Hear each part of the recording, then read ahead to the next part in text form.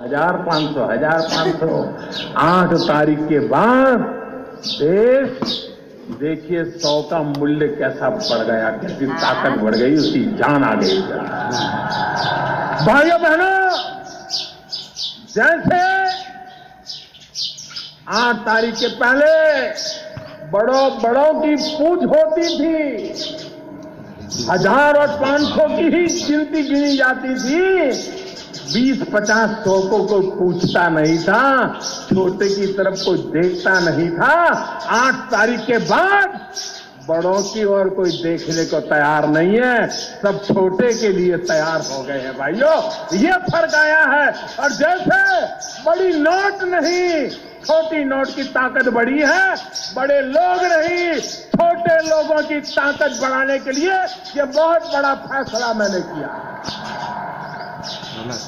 देश का गरीब, देश का सामान्य मानवी, जैसे 100 रुपये की ताकत बढ़ गई, वैसे गरीब की ताकत बढ़ाने के लिए ये मैंने काम किया। आप कल्पना कर सकते हैं भाइयों, आपने देखा होगा कुछ भी खरीद करने जाओ, कच्चा बिल की पक्का बिल मांगोगे तो छोटा व्यापारी भी कहता है नहीं बिल में लेना है तो दूसरी दुकान पे जाओ, कैश देना है तो ले आओ। ऐसा ही चला। मकान चाहिए, मकान वाला कहता है चेक में इतना, रोकड़े में इतना। अब वो गरीब आदमी रोकड़ा लाएगा कहां से? भाइयों बहनों, इस प्रकार से नोटे छापते गए और देश, उसका अर्थतंत्र ये नोटों के ढेर के नीचे ही दबने लग गया। भाइयों बहनों, मेरी लड़ाई है आतंकवाद के खिलाफ। आतंकवादियों को ताकत मिलती है जाली नोट से, और हम तो सीमा पार क्या हो रहा है सब जानते हैं, पड़ोस में ही रहते हैं। कैसी मुसीबतें हमें झेलनी पड़ी है, ये बनासकांठा पाटन जिले के लोग ज्यादा जानते हैं। भाइयों बहनों,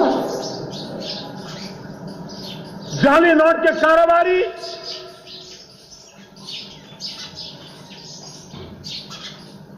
हिंदुस्तान में जितनी हौला है ना, उससे ज्यादा बाहर है। जाली नोटों के कारोबारियों में बाहर है। नक्सलवाद, सारे नौजवान सरेंडर होकर के वापिस आने लगे हैं। हर किसी को लगता है अब मुख्य धारा में वापिस आना चाहिए। आतंकवादियों को जहां से ताकत मिलती थी, उन रास्तों को रोकने में सफल हुए।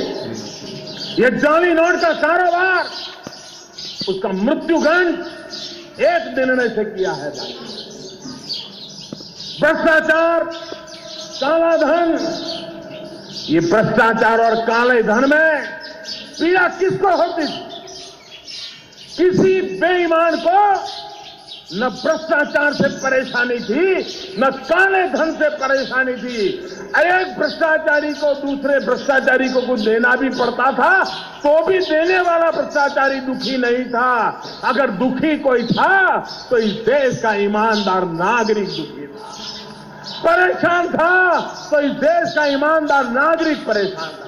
70 साल तक इन ईमानदार लोगों को 70 साल तक इन ईमानदार लोगों को आपने लूटा, आपने परेशान किया, उसको जीना मुश्किल कर दिया।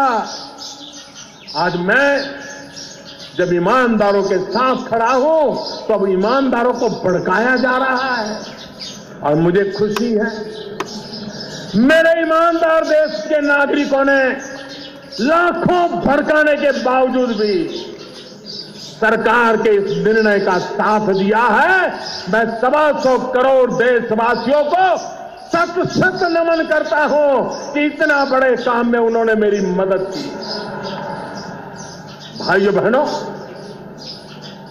आजकल बड़े बुद्धिमान लोग भाषण सुनाते हैं कि मोदी जी आपने इतना बड़ा निर्णय किया, लेकिन हमारे जीते जीते कोई लाभ नहीं मिलेगा, मरने के बाद मिलेगा। भाइयों बहनों,